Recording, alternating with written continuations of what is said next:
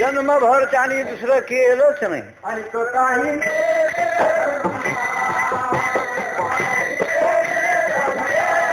आणि काही रे धंदा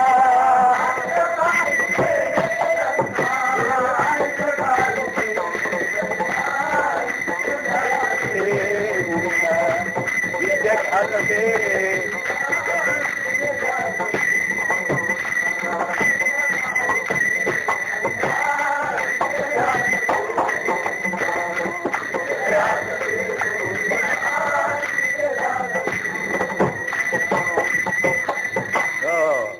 देवाचं स्मरण देवाचं नामचिंतन व्हावं एवढ्या करता आपल्या वाट्याला आलेली स्टेट देऊन टाक इंद्रायणी टाकून दिली कठीण आहे काय फार कठीण अशी गोष्ट आहे हल्ली म्हणाय की नाही कोणाला माहिती आपण बोलूया पाणी पाजली समुद्राचं मी समजला का म्हणजे हायकोर्टापर्यंत भांडेल विठ्ठल आणि कशा करता विधभर जमिनीवर वरचं पाणी गळतंय म्हणून खरं काय नाही त्याच्या डोक्यावर नव्हे त्या आणण्यामध्ये पाणी गळतंय एवढ्या करता समुद्राचं पाणी पाजी यापेक्षा पैशाचा सदुपयोग काय होणार काळाचा सदुपयोग यापेक्षा काय होणार अगदी वेगळ्या हे सुधारतं कठीण विठ्ठल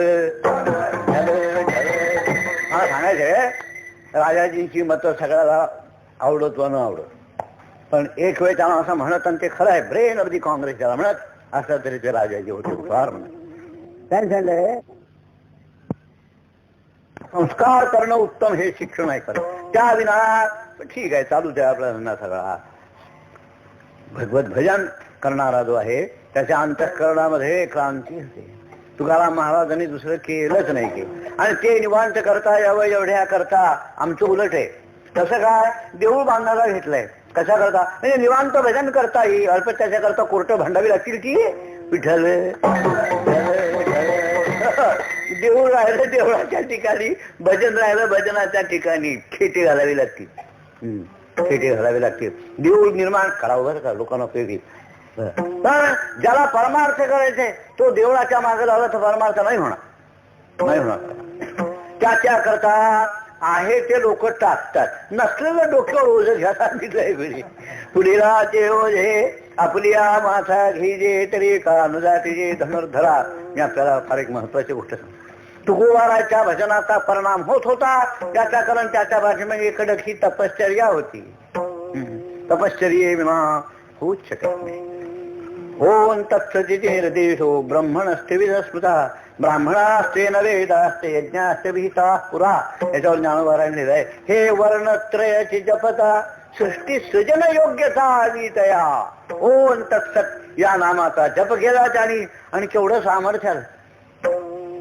सामर्थ्य आहे जपा इथे आपल्याकडे आणि ऐकू येत नसेल अष्टावधानी दशावधानी जसं त्रिवेदी अजून गुजरातीत नाव आहे त्रिवेदी चतुर्वेदी हे कशाचं मूळ आहे हेही आता करायचं नाही चतुर्वेदी काय आहे त्रिवेदी काय आहे तसं अष्टावधानी आमचं पुण्याला होते अष्टावधानी बरं का आमचं आता असं आहे की आमचंच नाव आमच्या लक्षात राहतं हेच पुष्कळ बाकीचं लक्षात राहणं कधी नोंद वाचलं साहेब अष्टावधानी याचा अर्थ असा आहे की एकाच वेळेला 8 गोष्टी चालू ठेवायच्या एक गुणाकार घालायचा एक पत्त्या तळावा मांडायचा एक सांगायचं ज्योतिषाचा प्रश्न टाकायचा अशी 8 गोष्टी आणि त्या ऐकून उत्तर बरोबर द्यायची त्याने आता उलट आहे कठीण प्रश्न का काढली आमचं दुर्दैव म्हणून तुम्ही बसला विठ्ठल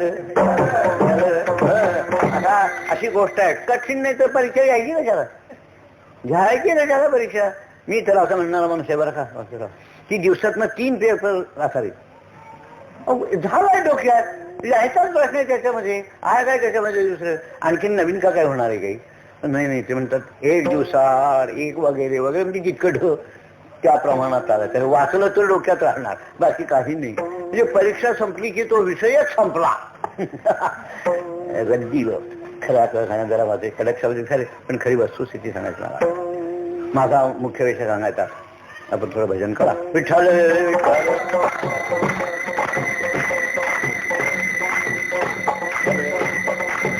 विठ्ठल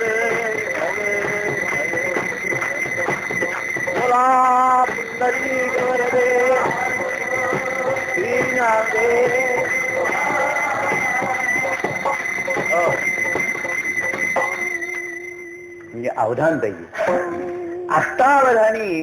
बरं का, हे का झाले मी त्यांना विचारलं की तुमच्या ठिकाणी इतकी स्मृती आली कशी. आपण ऐका, गायत्री जपानं आम्ही गायत्रीचा जप केला, मंत्राचं सामर्थ्य आहे, पण करायला वेळ पाहिजे तेवढा.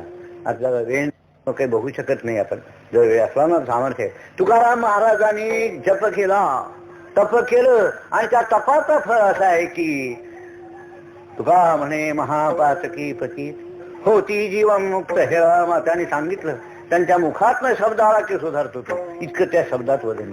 मी आपल्याला आमच्या जोग महाराजांची गोष्ट सांगितली, तुकोबाराच्या जीवनातली गोष्ट सांगतो. तुकाराम महाराजांना आणि तत्कालीन जे ब्राह्मण होते त्या ब्राह्मणांच्या सांगण्यावरून आणि रामेश्वर भट्टांच्याकडे जावं लागलं. रामेश्वर भट्टांच्याकडे गेले ते, फार थोर रामेश्वर भट्ट यांचं चरित्र आपण बघितलं, फार थोर. रामेश्वर भट्टांच्याकडे गेल्यानंतर का ते म्हणले, तुला आणि अभंग करायचा अधिकार नाही, करू नकोस पडे तुकोबाराचे. ते म्हणले, केले त्याचं काय करू. करू नको ठीक आहे, पण केले ते म्हणले इंद्रायणी बोलव. इंद्रायणी बऱ्या बोलवल्या, त्या तरव्या वगैरे आपल्याला ठाऊक आहे. इकडे काय झालं, ज्या रामेश्वर भट्टांनी आणि तुकोबारायला सांगितलं ते पुण्याच्या जवळ एक अनगड शहा म्हणून फकीर होता, त्याची विहीर होती, तिथे स्नानाला उतरला. तो आवाज झाला, तो होता पलीकडे बसलेला. त्याने विचार केला, माझ्या कांताचे समाधान असणं वेगळी चीज आहे, मला काय ते आवड चीज आहे, तो खरा साधू आपल्या ठीक होते. तो तर रागीत. त्याने सांगितलं, माझ्या परवानगी वाचून विहिरीत बुडी मारतोय, बस दुखते लो. अंगाचा दाह, पाण्याच्या बाहेर यायची पंचायत. ते जे बाहेर आले ते अंगाचा दाह, पुन्हा बुडी मार राहणार की ओली फडकी, या अमुक करा तमुक करा, काही जमेन. ज्ञानेश्वर महाराजांना मोठी श्रद्धा केली, ते आळंदीला जाऊन बसले.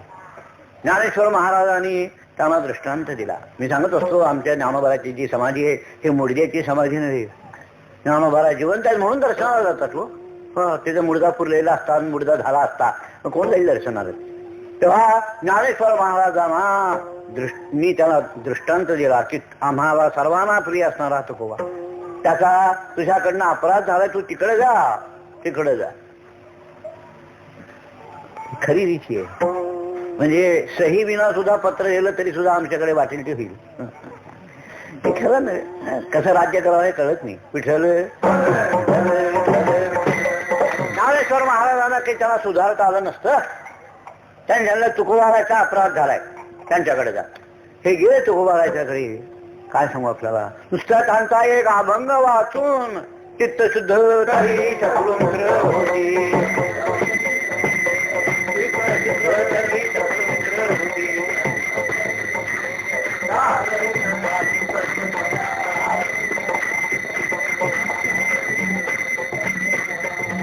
खरं तर असं आहे की नुसत्या त्यांच्या संगतीनं पुनीत केले विष्णू पुनीत केले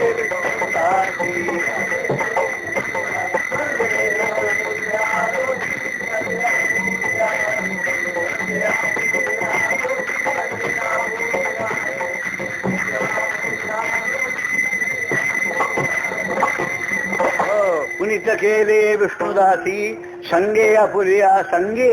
त्यांच्या संगतीनं पुनीत होतो मनुष्य. किती संगती लागते. निमिषार्थ संत संगती वास वैकुंठी कल्पांती. त्यांनी लोक सुधारावे तेवढ्या करता आणि कथेसारखं साधन, भगवंताच्या कीर्तनासारखं साधन घेतलं तर काय होणार नाही. कथा त्रिवेणी संगम, कथा त्रिवेणी संगम.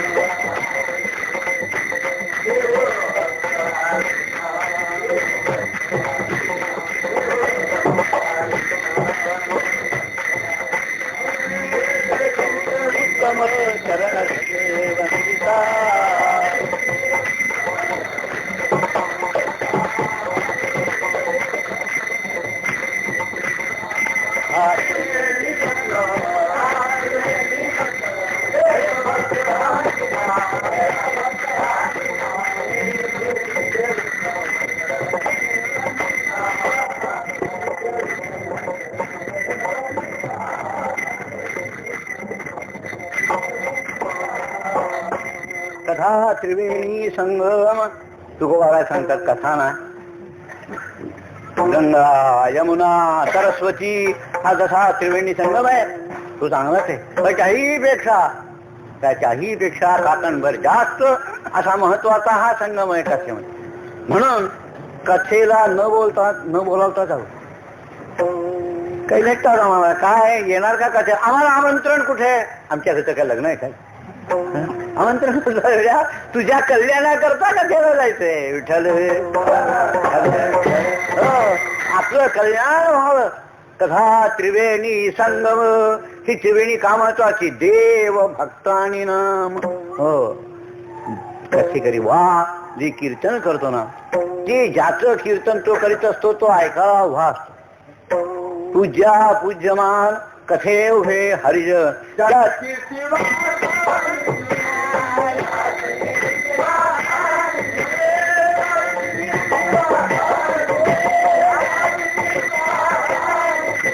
ज्याची कीर्ती वाकाळी तेथे ओसरते मोठी.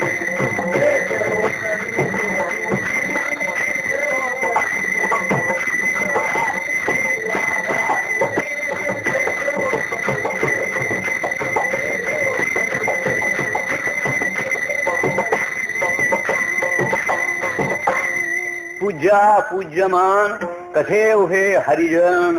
हरिजन म्हणजे आत्ता आपला शब्दातला अर्थ वेगळा, त्यावेळेचा अर्थ वेगळा. हरिप्रिया, हरिला प्रिय असणारे अशा तऱ्हेचे जे भगवत भक्त आहेत ते कीर्तनाला उभे असले. तेवढी तुकोबाराने स्तुती केली ना. पूज्य जो देव चाहता ही पूज्य असणार, म्हणून देव कीर्तनात उभा असतो असं आहे. देव बसत नाही, त्याला माहिती बसलं की डुबली विठ्ठल. ज्याची कीर्ती वाखाणीची तेथे ओतरी, म्हणून कथेतनं उठून जाऊ नये, कीर्तनातनं उठून जाऊ नये असं जे शास्त्र आहे ना, त्याचा खरा अर्थ असा आहे की ज्या वेळेला कीर्तनकार कीर्तन करीत असतो त्यावेळेला ते कीर्तन श्रवण करण्याकरता देव उभा असतो. कलेक्टर जुना, हल्ली आहे काही मला कल्पना नाही, पण जुना कलेक्टर अधिकार वगैरे असणारा असा त्याचा दरबार आहे. आपण कल्पना करा, आपण बसलो, उठून जाऊ का, नाही जाणार. कलेक्टरचा अपमान आहे तो. तसं कीर्तनातनं जर उठून गेला मनुष्य, बुवाचं काय जातं, बुवाचं जाणार. आपण गाठोडं घेऊन जाल, आपण गाठोडं घेऊन जा. मला वाटतं लक्षात मला काय म्हणायचं, देवाचा अपमान केल्याच्या पातकात देव हाय अहो म्हणून आरती. देव दिसत नसला म्हणून काय तर आरती कोणाची, जो श्रवण करणारा देव आहे म्हणून आरंभी आरती नाही, मागून आरती. ती काही सगळं त्याला वेगळंच रूप. आता आरत्या आहेत असं ऐकतो विठ्ठल, खरं त्याचा वेगळाच असा अर्थ आहे हा बरं का. एकीकडे असते आरती आणि एकीकडे रोजच्या बुवाच्या पायाला धक्काबुक्की करतात. बाबा आरती धरली आहे त्याच्या करता, मग बुवाच्या पायाला माझ्या जवळ काही ना म्हणणं नाही, पण आरतीच्या वेळेला नको ते. आरती ही जो श्रवण करणार आहे त्याची आरती असं खरं आहे, देवाची आरती आहे ती. पूज्या पूज्यमान कथे उभे हरिजन, ज्याची कीर्ती वाखाणीची तेथे ओतली ते मूर्ती. जशी सरस्वती गुप्त आहे तसा हा भक्त दिसतो. देवाचं नाव कानावर ऐकवायचं आपल्याला, आणि जो श्रवण करणारा देव आहे तो जरी दिसत नसला तरी सुद्धा आहे असं तुकोबाराने म्हटलंय. समाधी लागून उभा तेथे देव जो आहे हा तिथे उभा राहतो. असं असल्यामुळं जो कीर्तन श्रवणाला जातो तो ज्या त्रिवेणी स्नान करतो त्याला काय मिळतं, जगती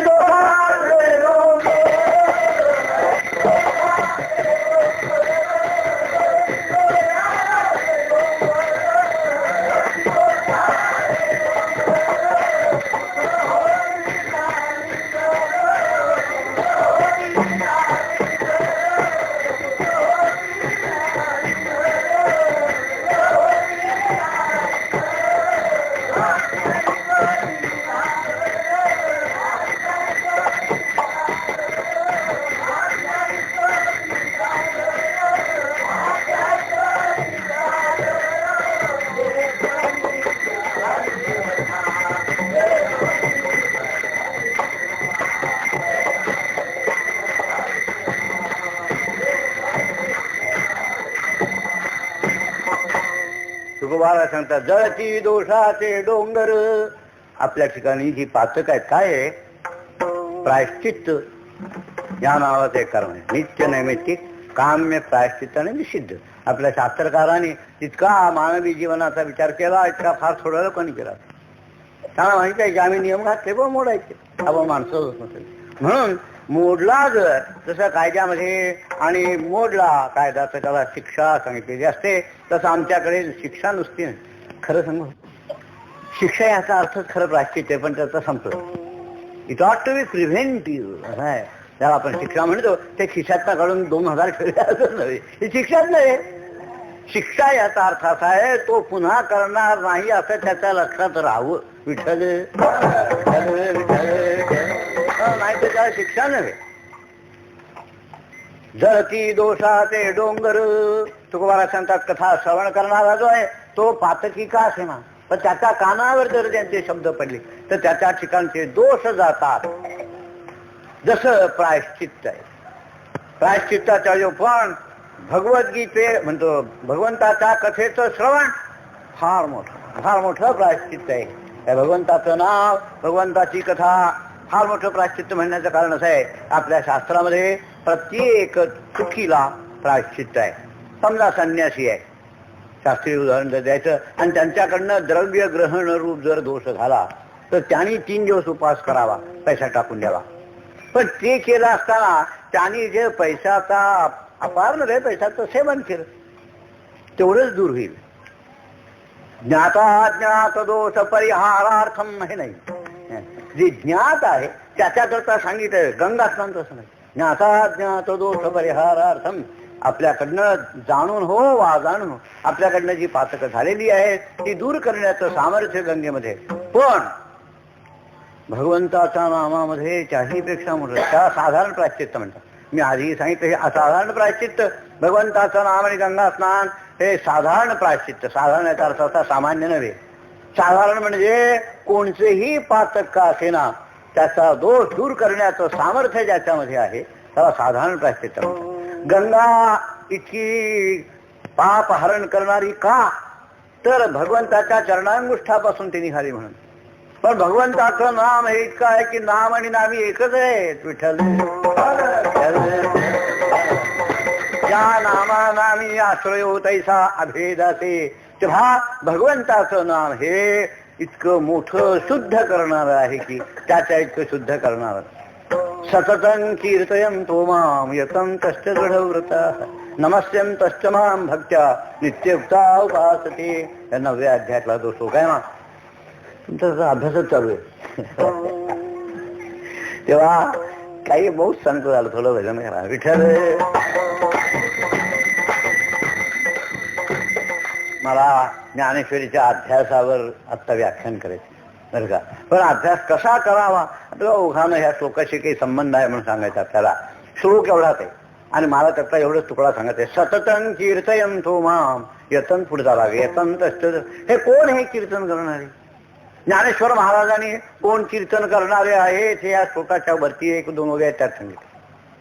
आणि काय कीर्तन करतात हे 1 किंवा 1.5 ओळी तर सांगितलंय. बाकी सगळा त्या कीर्तनाचा परिणाम सांगितलाय. आपण बघा त्याचं जे विश्लेषण केलं ना श्लोकाचं, तर आपल्याला साढळून येईल कोण कीर्तन करणार आहे. मीच हो निपांडवा करती माझी सेवा. मागच्या वेळेस ना महात्मा नसतुमा त्यांच्या कीर्तनाचं फल आहे. विठ्ठल हे जे मी आपल्याला पुढे सांगणार आहे ते त्यांच्या कीर्तनाचं फल आहे. मीच हो, आमच्या शास्त्रामध्ये असंच आहे. शिवो भूत्वा शिवम येत. आपली पूजा आहे, संध्या आहे, हा चांगला आहे. पण काय लोकांना त्याचं महत्व न कळल्यामुळं टाकून दिली, सोडून दिली, संपली जवळजवळ असं आहे. वास्तविक पूजा त्याच्यातला काही तांत्रिक भाग आहे, तो मोठा चांगला आहे. अंगुष्ठात येतो गोविंद सर्जन आणतो माहिती लोकांचं हे वारवीला गेलंय काही, हे करतात काही अशी बोट सगळी, हे काय तांत्रिक आहे सगळे. लोकांना वाटतं की सगळा आपला एक जुना खेळ खंडोबा आहे झाला, त्यापेक्षा त्यात काय अर्थ नाही. खरं असं आहे की पूजा करणारा हा पूज्य भावा म्हणजे हे नव्हे, त्याला काही लागत नाही काही. पूज्य म्हणजे ज्याची पूजा चालली आहे तद्रूप भावा, म्हणून ही भावना आहे. अंगुष्ठा ग्रेत गोविंदम तर्जन अंतुनही धर्म असं आहे. तेव्हा ही भावना करता करता